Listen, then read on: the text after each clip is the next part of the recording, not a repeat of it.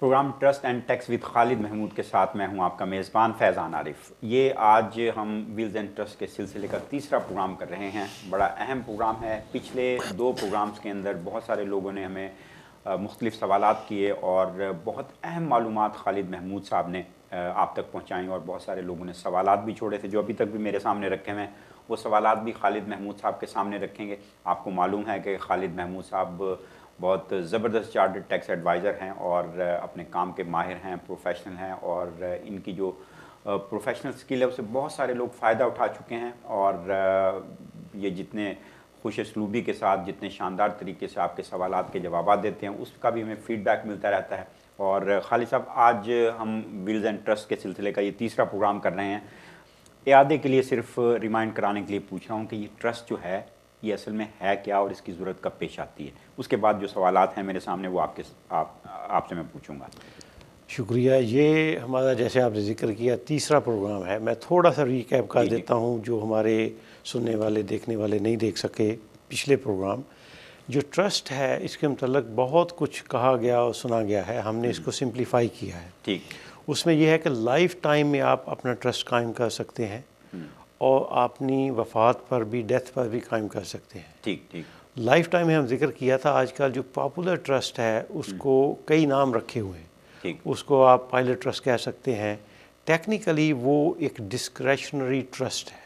ठीक ठीक। और जो आप अपनी वफ़ात के ऊपर अपनी विल के अंदर ट्रस्ट लिखते हैं वो भी टेक्निकली एक डिस्क्रेशन ट्रस्ट, हमने पिछली प्रोग्राम में जिक्र किया था कि वो डिस्क्रेशन ट्रस्ट है। ठीक ठीक। तो दोनों जगह पर लाइफ टाइम में भी और अपनी डेथ के ऊपर भी ये ट्रस्ट डिस्क्रेशनरी ट्रस्ट आप बना सकते हैं। इसके फ़ायदे, बाकी जो बेनिफिट्स वगैरह हमने पिछले प्रोग्राम में डिस्कस किए थे। आज हम एक नया ट्रस्ट उसमें डिस्कस करेंगे, तो आने वाले फ्यू मिनट में इस पर हम बात करेंगे। यानी वो जो नया ट्रस्ट है लाइफ इंटरेस्ट ट्रस्ट है वो। बिल्कुल। तो ये जो लाइफ इंटरेस्ट ट्रस्ट है इसका नाम ही बड़ा दिलचस्प है। ज़रा इसकी थोड़ी सी वजाहत कर दीजिए कि इसकी क्या अहमियत क्या है, इम्पोर्टेंस क्या है और किस मरहले पे जाके इसकी ज़रूरत पेश आती है। हाँ, जैसे कि मैंने जिक्र किया कि डिस्क्रेशनरी ट्रस्ट अगर आप विल के अंदर कायम करें या अपनी लाइफ टाइम में करें, उसके बहुत सारे फ़ायदे थे कि उसमें 125 ईयर के लिए ब्लड लाइन प्रोटेक्शन है। ये जो ट्रस्ट है लाइफ इंटरेस्ट ट्रस्ट, अच्छा, आप अपनी लाइफ से, तो लाइफ इंटरेस्ट ट्रस्ट जो है अपनी विल के अंदर आप सेटअप करते हैं। उसका तरीका या उसका वजह ये है कि फ़र्ज़ करें आपकी एक प्रॉपर्टी है, हस्बैंड वाइफ के नाम पर प्रॉपर्टी है और वो जॉइंटली ओन करते हैं। ठीक। और अगर उनकी जॉइंट ओनरशिप है, अगर जॉइंट ओनरशिप में हमने पहले जिक्र किया था कि अगर उनमें से एक वफ़ात पा जाए तो प्रॉपर्टी ऑटोमेटिकली सर्वाइविंग स्पाउस को चली जाएगी। तो इस ट्रस्ट को कायम करने के लिए आपको प्रॉपर्टी को थोड़ा सा चेंज करना पड़ता है। जॉइंट प्रॉपर्टी ही रहती है, उसको कहते हैं टेनेंट इन कॉमन। उसका मतलब ये होता है कि 50% एग्जैक्टली प्रॉपर्टी हस्बैंड की, एग्जैक्टली 50% वाइफ की है जॉइंट प्रॉपर्टी, लेकिन वो डिफाइन कर देता है shareholding. Tenant in common जब हो जाता है तो फिर इसके बाद आप इस प्रॉपर्टी को अपनी विल में इस ट्रस्ट में रखते हैं। फ़र्ज़ करें अगर खुदा न खास्ता हस्बैंड की वफ़ात हो जाए और आपने लाइफ इंटरेस्ट बनाया हुआ है विल के अंदर, उसका मतलब ये है कि आपके वफ़ात के बाद 50% जो प्रॉपर्टी होगी वो आपकी जो वाइफ है वो she will continue to live in that house. ठीक। और इफ़ अगर कोई बाई फ्लैट प्रॉपर्टी है तो उसको continue to enjoy that income. ठीक ठीक। ठीक है। मोस्टली मेन हाउस होता है, she will continue to live in that house in whole house, even तो उसका 50% है। बाकी 50% जो है उसका लीगली उसके नाम पर नहीं होता, लेकिन वो उसका लाइफ टाइम तक वो रह सकती है उसमें। ठीक ठीक ठीक। और उसकी टैक्स इम्प्लीकेशन जो है वो ये है कि आपके जो लाइफ टाइम में आपके रेजिडेंट नील रेट बैंड था, ठीक ठीक, वो भी आप ट्रांसफ़र कर सकते हैं अपनी मिसेस को थ्रू लाइफ इंटरेस्ट ट्रस्ट के। अच्छा, ठीक है। खुदा न खासा जब उनकी वफ़ात होगी तो उनको 2 resident nil rate band available होंगे। अच्छा। एक तो उसका अपना होगा और जो दूसरा है वो आपका भी होगा जो यूटिलाइज नहीं हुआ।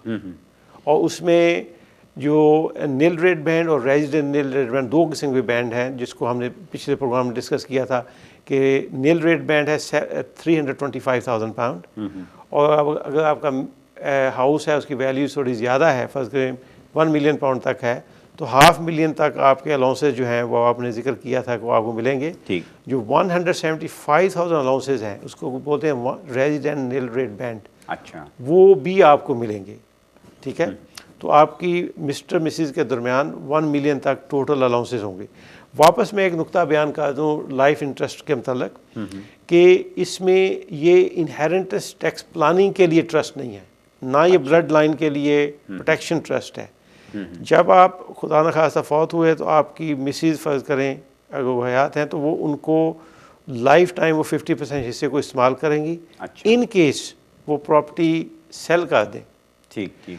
तो जो 50% कैपिटल है वो आपके बच्चों के लिए, जो रिमाइंडर मैन होता है जो आपके उनके बाद आपके बच्चों को जानी है, वो उन्हीं का है।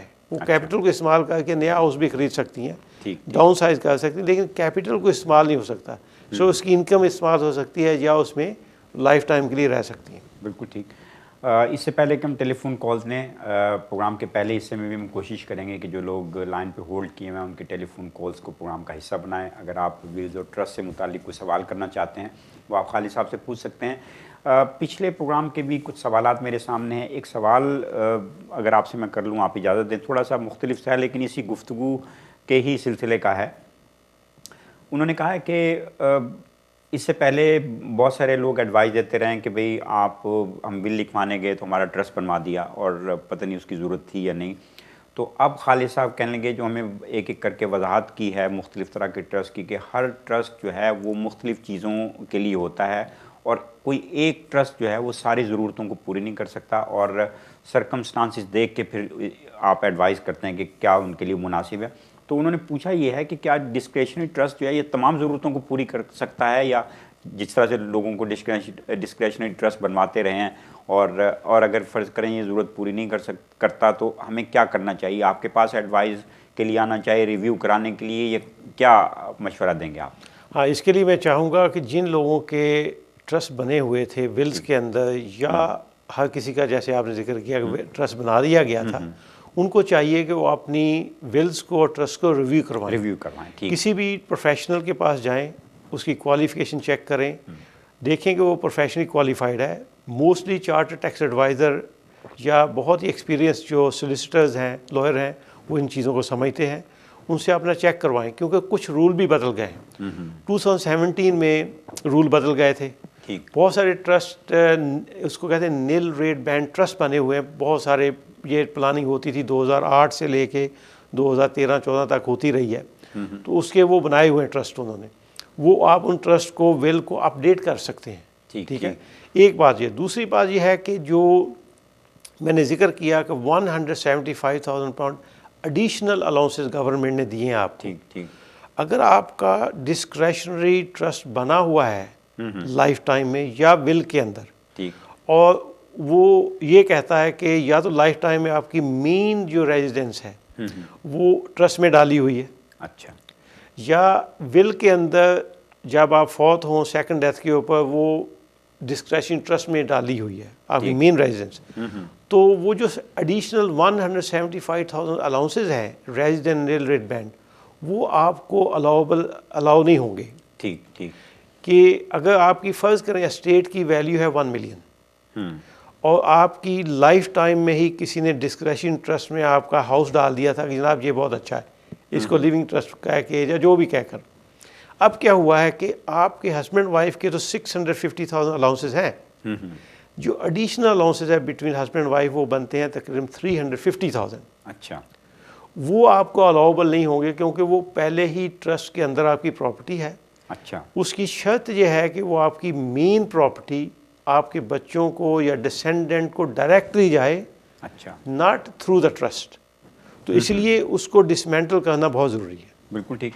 अभी आपने ये कहा कि जब आप कोई मशवरा लें, कोई एडवाइस लें किससे, तो ये चेक कर लें कि वो प्रोफेशनल हैं, क्वालिफाइड हैं कि नहीं हैं। तो उसका भी एक सवाल किसी ने किया, वो मैं अगर आप सवाल नहीं है बल्कि उन्होंने सूरत हाल आप तक पहुँचाने के लिए कहा है कि हमने ट्रस्ट बनवाया और हमने विल लिखवाई, ट्रस्ट बनवाया, हमने उनसे चेक किया कि वो क्वालिफाइड हैं या प्रोफेशनल हैं। तो जब उनकी कोई हमें तफसील किसी वेबसाइट पे या उनके जो भी उस पर नज़र नहीं आई। जब हमने उनसे बात की कि भाई आप इस काम के लिए क्वालिफाइड हैं, तो उन्होंने कहा नहीं, हमने सर्विसेज ले रखी हैं आगे किसी से, यानी कोई आपसे रब्ता करे, आप उसको आगे फिर कहने लगे हमने उनसे रब्ता किया, तो उन्होंने कहा हमने आधा काम हम करते हैं, बाकी हमारा आधा काम कोई और करता है।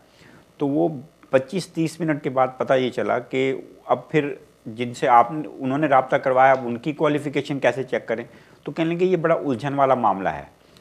फिर दूसरी बात उन्होंने जो आप ही की तारीफ़ की, उन्होंने कहा खालिद साहब के दफ्तर में हमने फ़ोन किया तो उन्होंने एक तो आपकी सारी क्वालिफ़िकेशन ज़ाहिर है आपकी वेबसाइट पे मौजूद हैं, और दूसरा उन्होंने कहा कि हमें हर चीज़ का जितना हमने पूछा उतना हमें जवाब मिल गया, और हम जो कई महीनों से जो चीज़ें हैं जिन चीज़ों की तलाश में थे वो हमें 10-15 मिनट में हमारी टेबल पे वो हमें यानी हमें अवेयरनेस भी हो गई। तो कहने लगे ये बड़ा मुश्किल काम है कि किसी की क्वालिफ़िकेशन हम चेक करें।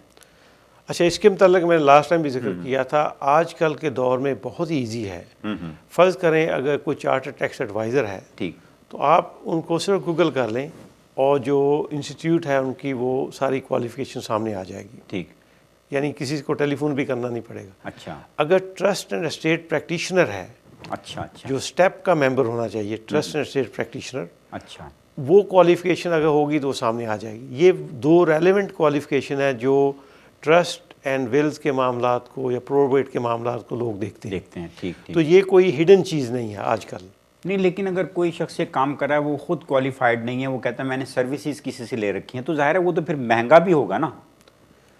महंगे के अलावा डेंजरस चीज़ ये है कि उसकी प्रोफेशनल इंडेमनिटी इंश्योरेंस हो सकता ना हो। अच्छा, अगर उसने गलत एडवाइस किया है तो आपको जो कंपनसेशन मिलनी हो चाहिए या गलत एडवाइस की, और रेगुलेटेड नहीं है, तो लिहाजा बेशक उसका वो महंगा या सस्ता, उस पर मैं कमेंट नहीं कर रहा। ठीक, लेकिन आपको चाहिए कि आप किसी प्रोफेशनल के पास लाजमी जाएं। ये नहीं मैं कह रहा कि फ़लाँ प्रोफेशनल के पास जाएं, जो भी इस फील्ड के माहर हैं, हज़ारों लोग हैं, उनके पास जाएं। क्यों आप अपनी एडवाइस ऐसी ले रहे हैं जिसका बाद में पता चले कि वो इनवैलिड थी, और ख़ास तौर पर वो टैक्स की एडवाइस नहीं दे रहे। अच्छा, अगर पता चला कि जनाब हमारा ट्रस्ट बना दें, ट्रस्ट बना दिया, जब पूछा गया कि जनाब इस ट्रस्ट की वजह से टैक्स की इम्प्लीकेशन थी, कैपिटल गेन टैक्स ड्यू था, इनहेरिटेंस टैक्स ड्यू था, तो उन्होंने आगे से कहा कि जनाब हमें आपने टैक्स की एडवाइस तो पूछी नहीं। ठीक, तो ये अनफॉर्चुनेट है। तो आपको मैं फिर ये मशवरा है मेरा कि आप जिससे भी करवा रहे हैं आप प्रोफेशनली चेक करें, अपने अजीज़ व कारब से, दूसरे लोगों से कहें कि अगर आप नहीं चेक कर सकते वो चेक करके आपको दे दें। आजकल यंगस्टर हैं वो चेक कर सकते हैं हर जगह पर। अगर आप इंटरनेट वगैरह इस्तेमाल नहीं करते, हमारे एल्डर जो बुज़ुर्ग हैं नहीं करते इस्तेमाल, तो अपने बच्चों को कहें कि आप ये इनको चेक करें, और चेक करने के बाद आप उनके पास जाएँ। मकसद ये है कि हमने अवेयरनेस स्टार्ट की थी, बहुत सारे लोगों ने हमसे राब्ते कायम किए जिनको गलत एडवाइस मिली हुई थी। अनफॉर्चुनेट है ये। जैसे डॉक्टर बीमार हो जाए तो वो अपना इलाज खुद नहीं करता, दूसरे डॉक्टर के पास जाता। आपके पास बहुत सारे प्रोफेशनल भी तो आते होंगे एडवाइस लेने के लिए। हाँ, इसमें ये है कि जो लोग प्रोफेशनली क्वालिफाइड हैं, ज़ाहिर है उनके पास दूसरे लोग भी आते हैं। हमेशा ये होता है कि एक अगर जीपी फ़र्ज़ करें हैं मेडिकल के अंदर, तो उसके बाद अगर आपको कोई स्पेशलिस्ट प्रॉब्लम है, फ़र्ज़ के हार्ट का या और कोई इशू, तो आपको वो स्पेशलिस्ट के लिए रेफ़र करते हैं। तो ये इस फील्ड में भी इसी तरह है। तो आपको चाहिए कि आप जो अप्रोप्रिएट प्रोफेशनल है उनके पास जाएं। बिल्कुल ठीक। अच्छा, चलिए वापस हम अपने मौजू की तरफ आते हैं। ये फरमाइए कि ये जो लाइफ इंटरेस्ट ट्रस्ट है, ये विल के अंदर होना चाहिए, या अगर विल के अंदर होना चाहिए तो उसका फ़ायदा क्या है? जैसे मैं जिक्र किया, जो 2006 में लेजिस्लेशन टैक्स और ट्रस्ट के मतलब कम्प्लीटली बदल गए थे। अच्छा, और बहुत सारे ट्रस्ट जैसे interest in possession trust, maintenance and जो बच्चों के लिए ट्रस्ट होते थे वो, और बहुत सारे ट्रस्ट उन्होंने बिल्कुल ख़त्म कर दिए थे। ठीक। उनकी एक ही शक्ल बना दी थी, वो है डिस्क्रेशनरी ट्रस्ट। अच्छा, ठीक है। अब उसमें ये जो लाइफ इंटरेस्ट ट्रस्ट है, इसके जो फ़ायदे ये हैं, मैंने पहले जिक्र किया कि वो विल के अंदर ही आप लिख सकते हैं। ठीक। जनरली अगर आप लाइफ टाइम में करेंगे तो वो डिस्क्रेशनरी ट्रस्ट की एक किस्म बन जाएगी। ठीक है। उसमें फ़ायदा ये है कि अगर आप चाहते हैं कि एक आपकी प्रॉपर्टी है, वो आपकी मिसेस को आपने फ़र्ज़ करो चाहते हैं कि वो इस्तेमाल करे, लाइफ टाइम में अगर आपकी मिसेस या आप उस ट्रस्ट का हिस्सा होंगे तो एंटी अवॉइडेंस है, सेटलर इंटरेस्टेड ट्रस्ट, उसमें आप फॉल करेंगे और फिर वो टैक्स इफेक्टिव नहीं रहेगा और बहुत सारे जो फ़ायदे थे वो बल्कि नुकसान में चले जाएंगे, क्योंकि वो ट्रस्ट आपकी लाइफ का हिस्सा रहेगा, आपकी एस्टेट का हिस्सा रहेगा, even though at your death. अगरचे ट्रस्ट में डाला हुआ भी था अपने लाइफ टाइम में, लेकिन it will be part of your estate. ये बड़ा ज़रूरी है। लाइफ इंटरेस्ट, जो लाइफ इंटरेस्ट हम की बात करें, लाइफ ट्रस्ट जो है, लाइफ इंटरेस्ट ट्रस्ट, वो आप जब विल में लिखते हैं तो उसमें आप अपनी हस्बैंड या वाइफ को लिख सकते हैं, तो वो एंटी अवॉइडेंस में फॉल नहीं करता। बिल्कुल ठीक। Programme trust and tax with Khalid Mahmood जारी रहेगा। बहुत से लोग होल्ड भी किए हैं, उनसे थोड़े से और इंतज़ार की गुजारिश है। अब वक्त हुआ एक छोटे से वक्फे का। वक्फे के बाद हाजिर खिदमत होंगे तो आपके सवालात भी लेंगे और खालिद महमूद साहब से विल एंड ट्रस्ट से मुतालिक जो गुफ्तगू हो रही है, लाइफ इंटरेस्ट ट्रस्ट, इस पर भी मज़ीद बात करेंगे, लेकिन एक छोटे से वक्फे के बाद।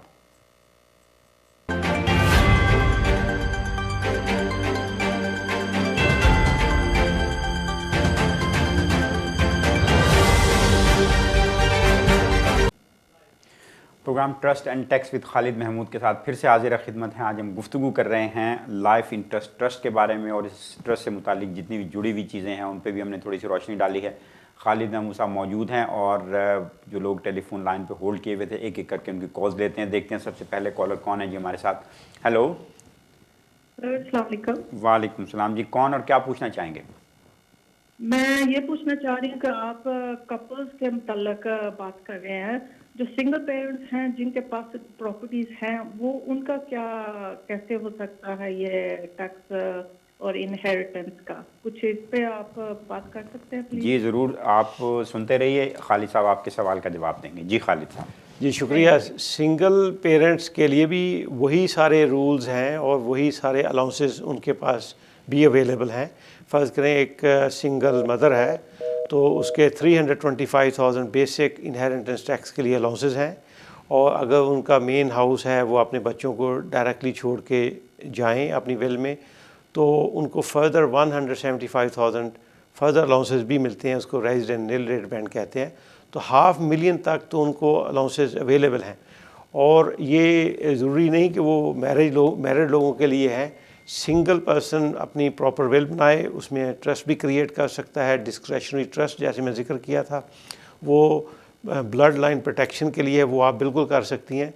और जो लाइफ इंटरेस्ट ट्रस्ट है वो भी हो सकता है, आप में ज़रूरी नहीं कि आपका स्पाउस ही उस ट्रस्ट में हो, आपके स्पेसिफ़िक किसी बच्चे को आप चाहते हैं कि वो लाइफ टाइम उसमें रहे, या बेटी है या बेटा है, और उसके बाद वो बाकी जो कैपिटल है वो बाकी बच्चों को जाए, इस तरह की वो सूरत हाल है। तो सिचुएशन के मुताबिक आपकी हर किस्म की वो प्लानिंग जो मैरिड कपल की है वो आपकी भी हो सकती है। बिल्कुल ठीक। मेरा ख्याल आपको आपके सवाल का जवाब मिल गया। अगले कॉलर देखते हैं जी हमारे साथ कौन है। हेलो जी, कौन और क्या पूछना चाहेंगे? Hello Hello there. जी, who is there? Yeah, I'd like to ask sir a couple of questions regarding life in trust and it's linked to a mirror will and a mutual will. Yeah, carry on. What are your questions? Can you Yeah, can you hear me? Yeah, we can hear you. Okay, so my question is as follows. Sir was discussing at the beginning of the show this evening about life in trust and making property tenants in common, which was one way of planning your future life together. My question was, I've spoken to a couple of solicitors already, and some say make a mutual will, some say make a mirror will, and some say they all say put your property in a trust. My question is, if I've got more than one property, do I need to have multiple trusts in the will? Okay, this is one question. Is there any other question? Yeah, my other questions are more related to gifting my children as I get older. I want to be in a situation where I gradually start to gift them things, so there's no longer-term tax implications to them. Okay. Khalid have got your both questions, so he will. Okay, I'll answer your second question first. In your lifetime, you could gift your property to your children. If you gift outright your property, for example, I'm not talking about principal private residence. I'm talking about, say, buy-to-let property. Sorry, sir, I can barely hear you. So subject to capital gain, you could gift your property to your children. There's a way to also minimize your capital gain. There's a method to do it. You need to contact some professional to how to do it. It's not in this program. But your first question is more important, so I give a little bit detailed answer. First of all, there's no confusion. If you husband-wife, you should have a mirror will. Mirror wills mean husband got his own will, wife got her own will, and they are two separate wills. Mutual will is a very specialist will. Generally, maybe 2% people got mutual will, so ignore that for time being. This is a specialist rules you don't need. 98% wills are mirror wills. So what happens that if first, for example, couple has got properties worth, shall we say, 1.5 million. I'm just saying example. If husband die, all the assets and property goes to wife. At that stage, there will be no inheritance tax implication whatsoever. Between husband and wife, property can transfer free of any inheritance tax. At the second death, there will be an inheritance tax implication. So benefit of mirror will is that in the first death, there will be no business as usual. There will be no tax issues. Basic probate form need to be completed, and that's all. So that's, I clarify these two things. And also, you can set up two kind of trust in your mirror will. For example, your main house, if tenant in common is own 50-50 between husband and wife, at, for example, first death, property will go to surviving spouse, but not legally. Surviving spouse got already 50%, but the deceased share, which is 50%, that part, surviving spouse will continue to live in the whole property rest of her or his life. If you got properties other than main house, for example, you got buy-to-let properties, say you got 2 buy-to-let properties, you could also leave as a life interest to your surviving spouse. There's 2 benefits. One benefit is that there won't be any immediate inheritance tax charge, because technically this is a transfer to wife, but she's or he's only having a life interest, can enjoy the rental income, but not the capital. When that person, second person die, then at that stage, properties, buy-to-let and the main property can go to your descendant, your children. It's quite a straightforward and easy method. So you need to contact some chartered tax advisor or professionals who can guide you through this process. मेरा ख्याल आपको आपके सवाल का जवाब मिल गया होगा। अगली कॉल देखते हैं जी किसकी है। हेलो हेलो जी, कौन और क्या पूछना चाहेंगे? हेलो, वालेकुम सलाम जी, कौन और क्या पूछना है आपको? जी मेरा 2 क्वेश्चन, एक मिनट जी, मेरा और टेलीफोन आ गया। मेरा 2 क्वेश्चन है। एक क्वेश्चन है कि मेरा एक ब्रदर इन लॉ, उनका एक फ्री होल्ड प्रॉपर्टी है। अच्छा। वो हमें मेरे और मेरे वाइफ के नाम पे गिफ्ट करना चाहता है। अच्छा। उसका प्रोसीजर क्या है और उसके लिए कोई गिफ्ट टैक्स या गेन टैक्स देना पड़ेगा? ये प्रॉपर्टी बाय टू लेट है या क्या है?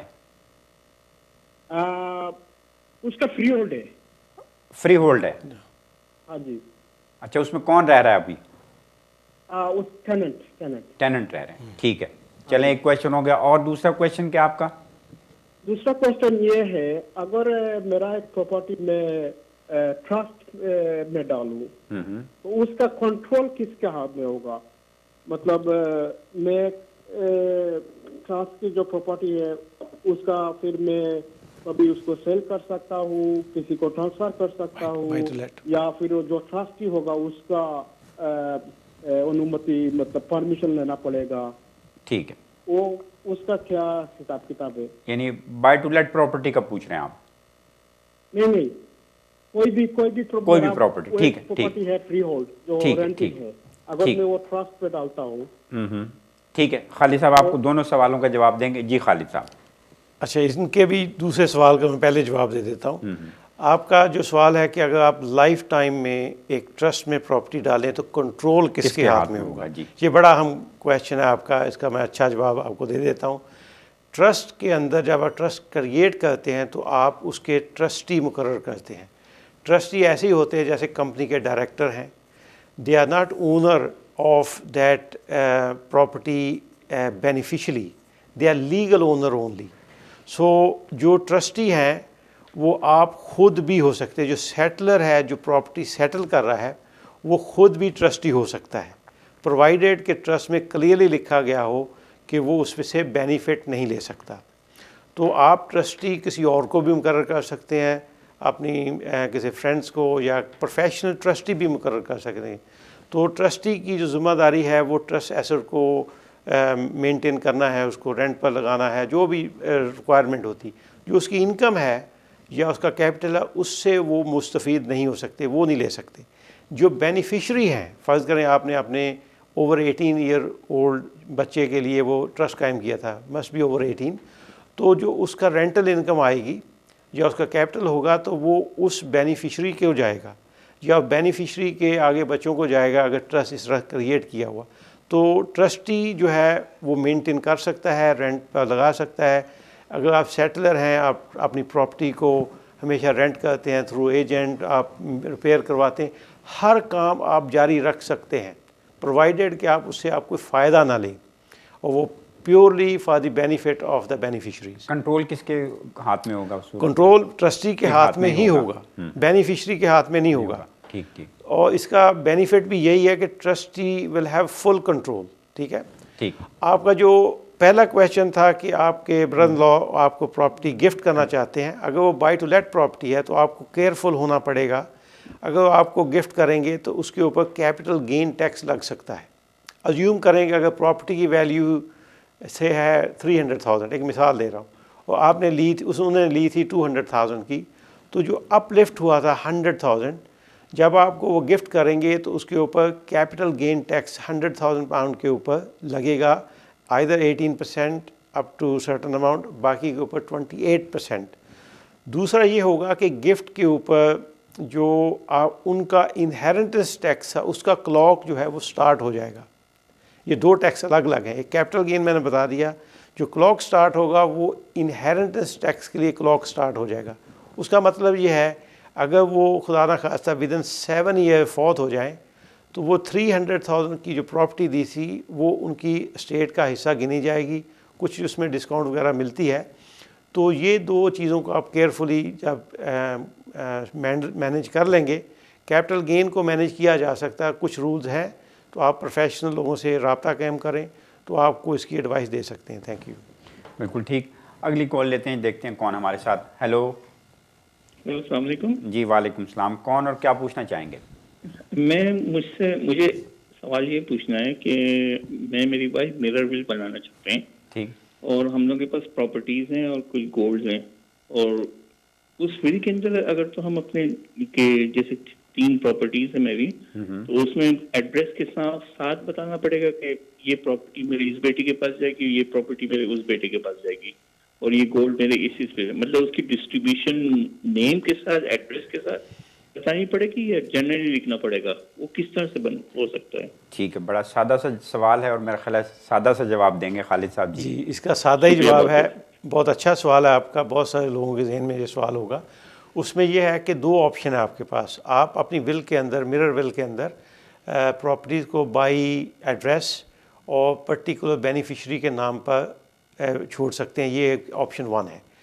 दूसरी आजकल जो ज़्यादा फ्लेक्सिबल ऑप्शन है वो कहते हैं कि आप ऐसा करें कि मेन प्रॉपर्टी को एड्रेस के ज़रिए, जैसे मैं जिक्र किया, लाइफ इंटरेस्ट बनाएं कि हस्बैंड अगर फौत हो जाए तो वाइफ को she continue to live in that property. इसके अलावा और प्रॉपर्टी आपकी हैं बाय टू लेट, आप उसको ऐसा करें कि उसके अंदर एक छोटा सा डिस्क्रेशनरी ट्रस्ट बना लें।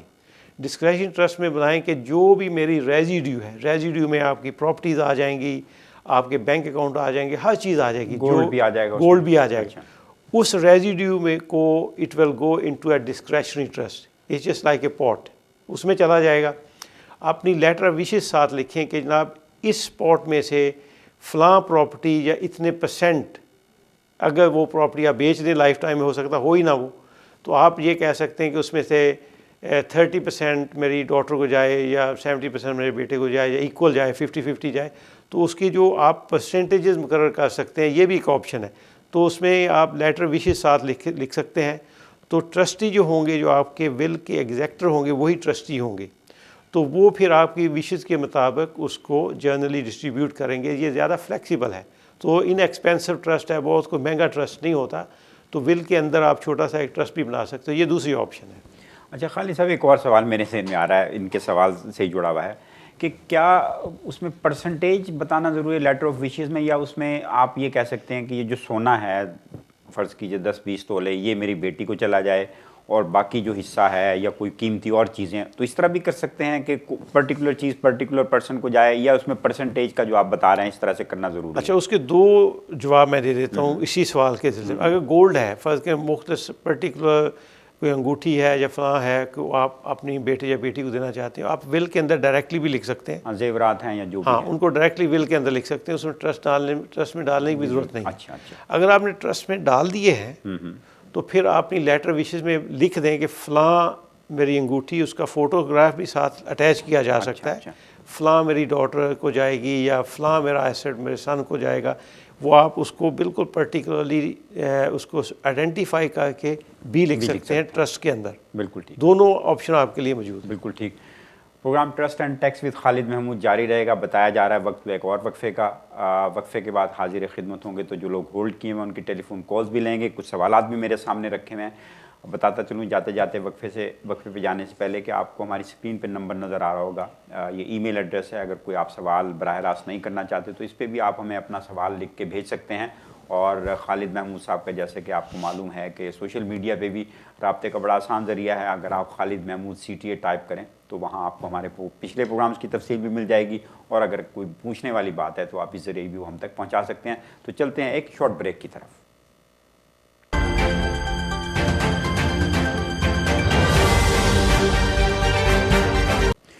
Programme trust and tax with Khalid Mahmood के साथ फिर से हाजिर खिदमत हैं। हमारे साथ मौजूद हैं जनाब खालिद महमूद साहब, जो कि माहिर चार्टर्ड टैक्स एडवाइज़र हैं, और इनके बड़े अच्छे मुफीद मशवरों से बहुत सारे लोग मुस्तफ़ीद होते रहे हैं। और हमें आपका जो फ़ीडबैक मिलता है उससे भी हमें बड़ा हौसला मिलता है कि हम प्रोग्राम को और ज़्यादा अहतमाम से करें। और एक और बात बता दूँ कि खालिद साहब जब कहते हैं ना आपसे बार बार कि जब भी आप किसी से मशवरा लेने जाएँ तो सबसे पहले ये देखें कि वो प्रोफेशनल है या क्वालिफाइड है कि नहीं है।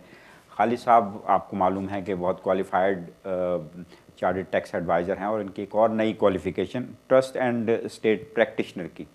खालिद साहब, हमें तो इस इतनी अहम जो है ये क्वालिफ़िकेशन का हमें अंदाज़ा नहीं है, ज़रा थोड़ी सी इसकी वजाहत कर दीजिए कि ये क्वालिफ़िकेशन है क्या, और जो आपकी अचीवमेंट है, ताकि मैं तो खुश हुआ हूँ, हमारे देखने वाले भी खुश हों थोड़े से। अच्छा, आपकी दिलचस्पी के लिए मैं बता देता हूँ, ट्रस्ट एंड स्टेट प्रैक्टिशनर जो है वो स्टेप एक इंस्टीट्यूट है, उसकी क्वालिफ़िकेशन है, ठीक, जो लीडिंग इंस्टीट्यूट है कंट्री के अंदर जी। जो अगर आपने विल या ट्रस्ट बनवाना हो तो मैं ये आपसे रिक्वेस्ट करूँगा कि जो आदमी टैप हो ट्रस्ट एंड स्टेट प्रैक्टिशनर, उसको लाजमी उनसे बनाए। वो आपको फिर उसमें मुगालता का नहीं रहेगा, ठीक, आपको इंश्योर होगा कि ये हाईली क्वालिफाइड इस फील्ड का है। ठीक, जैसे चार्टर्ड अकाउंटेंट होते हैं वो टैक्सेस और आपके जो अकाउंट्स में एक्सपर्ट होता है, इसी तरह ट्रस्ट एंड स्टेट प्रैक्टिशनर जो है उसका ये पर्टिकुलर एरिया है। ठीक, बहुत कम लोग लॉयर या प्रोफेशनल इस फील्ड में हैं, जो हैं तो वो बड़े ही मुफीद मशवरा आपको दे सकते हैं। तो अगर आपने मुफीद मशवरा लेना हो तो उनके पास ज़रूर जाएंगे। ये तो जितनी क्वालिफ़िकेशन माशाल्लाह आपके पास हैं, तो इसका मतलब ये है कि अब तो वन विंडो ऑपरेशन हो गया, यानी जो आपके पास है उसको विल्स एंड ट्रस्ट के अलावा जितने टैक्स से मुतालिक मामलात हैं या दूसरी चीज़ें हैं, तो वो सब चीज़ें आप यानी उनको एडवाइस भी मिल सकती है और उनको आपकी सर्विसेज भी मिल सकती हैं। हाँ, जो लोग भी ऐसी क्वालिफ़िकेशन जो जैसे मेरी है वो सब इक्वली क्वालिफाइड हैं, किसी के पास भी आप जा सकते हैं। बिल्कुल ठीक। अच्छा, हम बात कर रहे थे लाइफ इससे पहले कि हम टेलीफोन कॉल्स लें, एक सवाल और मेरे पास है, मैं थोड़ा सा चाहता हूँ कि इस पर रोशनी डाल दें आप। ये लाइफ इंटरेस्ट ट्रस्ट की हम गुफ्तगू जब कर रहे थे, थोड़ा इसके बारे में बताइए कि इसके बुनियादी फ़ायदे क्या हैं, 3-4 बड़े बुनियादी फ़ायदे क्या हैं जिसकी वजह से आप ये रिकमेंड करें किसी मैं उसके मेन फ़ायदे 3-4 बता देता हूँ क्विकली। एक तो इसका फ़ायदा ये है कि अपनी लाइफ में आप उस 50% प्रॉपर्टी की डेस्टिनेशन को डिफ़ाइन कर सकते हैं। अच्छा, खुदा न खास्ता अगर वफ़ात हो जाए, यंग कपल हैं और आपकी मिसिज़ है या मिसिज़ फौत हो या हस्बैंड है और वो दोबारा शादी कर ले, तो जो नया स्पाउस होगा हो सकता है वो फिर आपकी मिरर वेल बने उनके साथ और वो उसका हिस्सेदार हो जाए। अगर मैरिज ब्रेक डाउन हो जाए तो पूरी प्रॉपर्टी का हिस्सेदार हो जाए। लेकिन अगर आपने ये लाइफ इंटरेस्ट बनाया होगा तो एटलीस्ट 50% प्रॉपर्टी आपके बच्चों को या आपके डिसेंडेंट को जा सकती है, वो उसको रिंग फेंस हो जाएगी। दूसरा बहुत बड़ा फ़ायदा ये है कि अगर खुदा न खास्ता आपकी वफ़ात के बाद जो आपका सर्वाइविंग स्पाउस है वो नर्सिंग होम में जाना पड़ जाए, ठीक, और नर्सिंग होम में वो उनको फिर एलिजिबिलिटी क्राइटेरिया देख के अगर 23,250 से ऊपर आपके एसेट्स हैं, ठीक, तो आपकी प्रॉपर्टी बेच के काउंसिल बाद में वो आपके पैसे रिकवर करते हैं आपसे। अच्छा। उससे ये होगा कि एटलीस्ट 50% जो प्रॉपर्टी आपकी है जो आपके नाम थी टेनेंट इन कॉमन के हिसाब से हमने जिक्र किया था, वो 50% बच जाएगी और वो फिर आपके डिसेंडेंट को जा सकती है। ठीक, तो इसमें आप लाइफ टाइम में certain amount of those property को उसकी डेस्टिनेशन अपनी लाइफ टाइम में तय कर सकते हैं। अच्छा अच्छा जी। तो ये ख़ास तौर पे बाज़ लोग ये सोचते नहीं हैं कि अगर यानी इस तरह का जो ट्रस्ट है वो उसके फ़ायदे क्या हो सकते हैं, यानी ये उस वक्त अंदाज़ा होता है नागहानी तौर पे कोई बंदा दुनिया से चला जाए। वैसे तो आप हमेशा कहते हैं शौहर फौत हो जाएगा तो फिर बीवी को, आपने कभी ये नहीं कहा कि बीवी फौत हो जाएगी तो फिर शौहर के साथ ये हो सकता है। ये बड़ा हमने पहले भी जिक्र किया कि जब मैं अपने क्लाइंट से गुफ्तगू कर रहा होता हूँ तो मेरे लिए बड़ा आसानी है कि मैं ये अगर मिसाल लूँ तो I can continue my talk. अगर मैं कह रहा हूँ मिसेज फौत हो जाए तो बात का क्वेश्चन होता है कि भाई मिसेज कैसे फौत हुई बेस्ट। चलिए ठीक है। बहरहाल अभी एक सवाल किसी ने बीच में छोड़ा है, मैं टेलीफोन कॉल भी लेता हूँ, कुछ लोग होल्ड किए मैं। उन्होंने कहा कि ये अभी आपने थोड़ा सा बताया मिरर विल का और फिर साथ में आपने ये बताया म्यूचुअल विल जो है, तो ये इनमें थोड़ा सा फ़र्क बता दीजिए। आखिर ये म्यूचुअल विल की ज़रूरत क्यों पेश आती है, ये क्यों, इसकी टर्म्स कंडीशन क्या है? हाँ, इसके लिए मैंने जिक्र किया था कि बहुत रेयरली ये इस्तेमाल होती है म्यूचुअल विल। अच्छा, mutual will technically is agreement, is not actually will. Will तो है, दो अलग अलग विल्स होती हैं ठीक, जिसमें हस्बैंड एंड वाइफ का एक एग्रीमेंट होता है। इसको आप बोलते हैं कंस्ट्रक्टिव ट्रस्ट। अच्छा, टेक्निकली वो है, वो लीगल रिटन एग्रीमेंट होता है कि फ़र्ज़ करें हस्बैंड कहता है कि अगर मैं फौत हो जाऊँ और मेरी जो 50% प्रॉपर्टी या टोटल हमारी जो मिल के प्रॉपर्टीज़ हैं वो फ़लाँ बेनिफिशरी को जाएगी। ठीक ठीक ठीक है, या वो कहता है कि मेरी जो हिस्से की प्रॉपर्टीज़ हैं फ़लाँ बेनिफिशरी को जाएगी। अच्छा, क्योंकि आमतौर पर मिरर विल में ये हो सकता है कि वाइफ इस सूरत हाल में हो सकता है वो सारी प्रॉपर्टी उन डेस्टिनेशन में ना जाए, या आपने अगर उनके बच्चे नहीं हैं भाई या बहनों को जानी है तो हो सकता है कि डिसीज़ के भाई बहनों को ना जाए। ठीक ठीक, अगर इस तरह की सूरत हाल है तो ये स्पेशलिस्ट एडवाइस की ज़रूरत है। अच्छा अच्छा, और वो फिर आपको वो एक एग्रीमेंट बनता है, तो जो सर्वाइविंग स्पाउस है दैट सर्वाइविंग स्पाउस वो बाउंड होता है उस एग्रीमेंट को पूरा करने का। अच्छा अच्छा, तो ये स्पेशलिस्ट है, तो इसलिए मैंने जिक्र नहीं किया। जब आपको इस तरह की सूरत हाल हो तो आप किसी स्पेशलिस्ट के पास जाएंगे तो वो आपको इसमें गाइड कर सकते हैं। अच्छा, एक और सवाल है, इसी सवाल का दूसरा हिस्सा उन्होंने किया है। उन्होंने कहा जो आप जब मिरर विल की बात करते हैं मियाँ बीवी की, अगर कोई किसी की इंग्लिश रजिस्ट्रेशन नहीं हुई लेकिन वो मियाँ बीवी हैं, उन्होंने हिंदू शादी कर रखी, हिंदू रस्म व रिवाज के मुताबिक या मुसलमानों के रस्म व रिवाज के मुताबिक उन्होंने निकाह कर रखा है, तो क्या तब भी ये मिरर विल वैलिड होगी उनके लिए, या उसकी ज़रूरी है कि वो इंग्लिश रजिस्ट्रेशन हुई हो तो फिर ये यानी ज़रूरत पेश आएगी इसकी? ये भी बहुत अच्छा क्वेश्चन है, बहुत सारे लोगों ने पूछा है इसको पहले भी। उसमें यह है कि अगर आपकी इंग्लिश रजिस्ट्रेशन नहीं हुई, ठीक, और आपकी जो रिलीजियस शादी इस कंट्री में हुई, तो वो जनरली वो मीनिंग जो है मैरिज के उसमें फॉल नहीं करती। ठीक, तो you will be treated for inheritance tax purposes or any other tax purposes as you are not married. ठीक, so you are cohabiting but you are not married. ठीक, तो उनके लिए मिरर विल नहीं बननी चाहिए। मिरर विल का तो मतलब ये होता है कि मैरिड कपल जब एक उसमें फौत हुए तो उसकी सारी जो प्रॉपर्टीज हो सर्वाइविंग स्पाउस को चला जाए, और फिर सर्वाइविंग स्पाउस की डेथ के ऊपर वो इनहेरिटेंस टैक्स पोजीशन होगी। लेकिन अगर आप शादीशुदा नहीं हैं तो आपके जो सर्वाइविंग जो है वो उसको सिर्फ 325,000 जो डिसीस्ड है उसके अलाउंसेस तक प्रॉपर्टी टैक्स फ्री होगी। अच्छा, फ़र्क है डिसीज जो आदमी उसमें हस्बैंड या वाइफ फौत हुआ है उसकी वैल्यू थी एस्टेट की 1 मिलियन, अच्छा। उसकी अपनी, उसमें से फर्स्ट 325,000 जो है वो सर्वाइविंग स्पाउस को जा सकते हैं, ठीक, बाकी के ऊपर 40% टैक्स लगेगा। अच्छा, तो बड़ा ज़रूरी है कि आप उसको देखें कि आपकी वो मिरर विल नहीं होगी, 2 इंडिविजुअल सेपरेट विल बनेंगी और टैक्स कॉन्सिक्वेंसेस होंगे फर्स्ट डेथ के ऊपर। बिल्कुल ठीक। एक सवाल मेरे जहन में और आ रहा है कि अगर कोई मैरिज रजिस्ट्रेशन नहीं है, इंग्लिश रजिस्ट्रेशन उसकी नहीं है, तो और जो भी इस्लामी तरीके से या किसी और मज़हब के हिसाब से उसकी शादी हुई वो तो तस्लीम की जाती है यहाँ।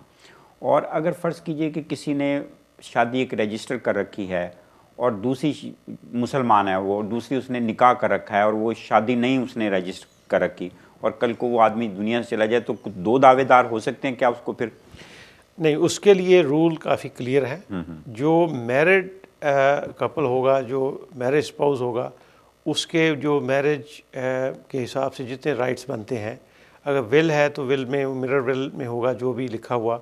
अगर उसने विल नहीं बनाई हुई थी तो रूल ऑफ इंटेसेसी के मुताबिक जो वाइफ उनकी इंग्लिश रजिस्ट्रेशन की हुई थी उनको फिर वो सारी चीज़ें जितनी इंटेसेसी रूल के मुताबिक है वो मिलेंगी। जिसके साथ इंग्लिश मैरिज नहीं हुई थी, निकाह हुआ था, या फिर उसमें देखा जाएगा कि वो एक एक्ट है family independence inheritance independent act 1975, अच्छा। उसके मुताबिक देखा जाएगा क्या वो एक as a husband wife at least 2 years एक ही घर में रहते रहे एज हस्बैंड वाइफ, या बच्चे हों उनके, फ़र्ज़ कीजिए। हाँ, बच्चों का अलग राइट है, जो स्पाउस के राइट हैं उसमें फिर वो अनमैरिड जो स्पाउस है जो इंग्लिश मैरिज इसके हिसाब से नहीं हुई तो वो फिर कोर्ट में क्लेम कर सकती हैं, वो ऑटोमेटिक नहीं है। अच्छा अच्छा, ठीक ठीक। एक कॉल ले लें फिर उसके बाद मज़ीद सवाल जवाब की तरफ चलेंगे। हेलो जी, कौन और क्या पूछना चाहेंगे? ये खाली मेरे को पूछना है उसका नंबर चाहिए मेरे को, उसका ऑफिस का नंबर। आप अपना नंबर जो, हाँ, आप अपना नंबर यहाँ छोड़ दें, अभी लाइन पे रहें, वो आपका नंबर ले लेंगे, फिर अगर आपको कुछ पूछना है तो आप खालिद महमूद साहब के दफ्तर से रब्ता करके पूछ सकते हैं। खालिद साहब, अभी बहुत सारे लोगों ने कुछ सवालात छोड़े हैं जो आज के प्रोग्राम में मेरा ख्याल है हम डिस्कस नहीं करें। कुछ लोग प्रोबेट के बारे में पूछ रहे थे, कुछ इनहेरिटेंस टैक्स के बारे में बारहा आप बता चुके हैं, उस बारे में पूछ रहे थे। अगला प्रोग्राम हमारा क्या इन 2 मौज़ूआत के बारे में है, तो थोड़ा सा इसका वजाहत कर दें ताकि उन जो लोग देख रहे हैं और सवालात कर रहे हैं उनको अंदाज़ा हो कि अगले प्रोग्राम में हमने किन सवालात के जवाब देने हैं। जितनी काफ़ी लोगों ने इसके मतलब पूछा है, हमारा ख्याल है कि अगला प्रोग्राम, बल्कि 2 अगले प्रोग्राम जी हम प्रोबेट के मतलब और इनहेरिटेंस टैक्स के मतलब करेंगे। उसकी वजह से जो कोई पेंडेमिक की वजह से बहुत सारी ब्रीवमेंट हुई अनफॉर्चुनेटली, तो हम इसमें डिस्कवर करेंगे कि प्रोबेट के क्या रूल्स हैं, ठीक ठीक, किन लोगों के लिए प्रोबेट लाजमी हो जाएगी, किन के लिए बेसिक प्रोबेट की ज़रूरत है, किन के लिए कॉम्प्लेक्स प्रोबेट होगी, और इसके टैक्स रूल्स क्या हैं। अगर किसी ने लाइफ टाइम में विल नहीं लिखी थी, ठीक ठीक, और उसके विल वाले फ़ायदे बहुत सारे लेना चाहते हैं टैक्स के हवाले से, ठीक, उसके मतलब भी हम बात करेंगे। ये बड़ा अहम ज़रूरी प्रोग्राम होगा अगला। तो हम अगले प्योर 2 प्रोबेट प्रोग्राम के जी, जो लोग इन 2 मौज़ूआत के तनाजुर में सवाल पूछना चाहते हैं उनको अगले प्रोग्राम और उससे अगले प्रोग्राम तक इंतज़ार करना चाहिए। और दूसरी बात मैं आपको बता दूं कि कई बार इन मौज़ूआत पे खालिद महमूद साहब ने बहुत मुफस्सल जवाब दिया है। अगर आप सोशल मीडिया पे जाके खालिद महमूद CTA टाइप करें तो आपको हमारे बहुत सारे ऐसे प्रोग्राम्स की तफसील मिल जाएगी जिसमें ये मौज़ूआत डिस्कस हो चुके हैं, लोगों के सवालात के जवाबात दिए जा चुके हैं। और मेरा ख्याल है, लेकिन फिर भी खालिद साहब की अच्छी बात यह है कि मैं कई चीज़ें बार बार भी पूछूँ तो ये उसी तफसील और उसी प्रोफेशनल अप्रोच के साथ आपके सवालात के जवाब देते हैं जैसे पहली दफ़ा सवालात के जवाब दे रहे हैं। अगली कॉल लेते हैं, फिर एक सवाल मेरे सामने वो खालिद महमूद के सामने रखेंगे। हेलो जी, कौन और क्या पूछना चाहेंगे? हाँ, बल्कि वो कह रहे थे कि नंबर वो छोड़ दिया, एक और साहब थे वो भी नंबर अपना छोड़ दें तो बेहतर है। और इससे पहले कि मैं अगली कॉल की तरफ जाऊं, किसी ने ये पूछा है, बल्कि वो भी शायद अगले प्रोग्राम में हम डिस्कस करेंगे, ये LPA जो है, लास्टिंग पावर अटर्नी जो है, ये क्या है? हालांकि इसकी भी आप वजाहत कर चुके हैं। हाँ, LPA मैं समझता हूँ कि जैसे गवर्नमेंट इसको प्रोपोगेट भी कर रही है, उनके हर आदमी का LPA होना चाहिए, लास्टिंग पावर अटर्नी, जिसमें अगर आप खुदा न खास्ता मेंटल कैपेसिटी लूज़ हो जाए ड्यू टू ओल्ड एज या कोई डिमेंशिया या किसी एक्सीडेंट की वजह से, तो आपके जो फाइनेंशियल अफेयर्स हैं, आपके जो बैंक्स, प्रॉपर्टी मैटर्स, वो सारे कौन उनको देखेगा?